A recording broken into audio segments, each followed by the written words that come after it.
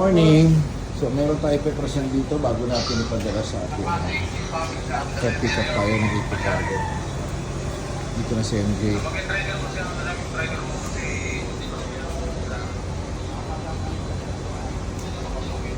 So, ito is step board ng Generation 1. Fortuner na 2013 hanggang 2015. Gen 1. Yes.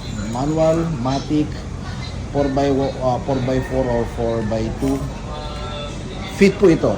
Alright? This is a PRD5 model ng Thailand na Gen 1.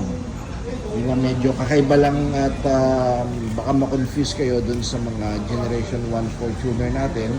Hanggang TRD4 lang lumabas ang Generation 1 Fortuner.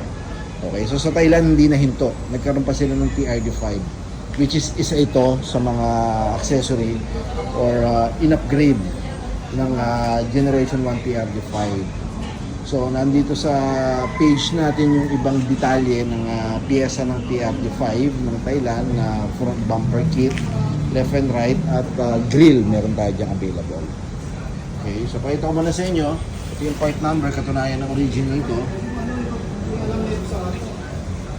Okay. The other one.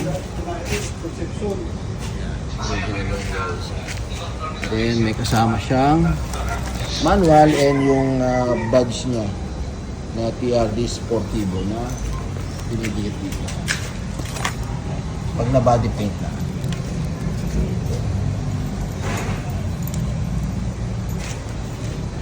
Once again, this is for Generation 1. Medyo kakaiba kasi yung design ng bumper or yung stepboard ng Generation 1 TRD5 particular.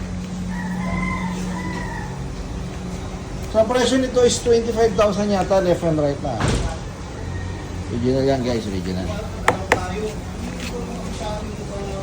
Padala natin sa South Cotabato. Hindi ako nagkakamali. Kaya sila MJ, oh.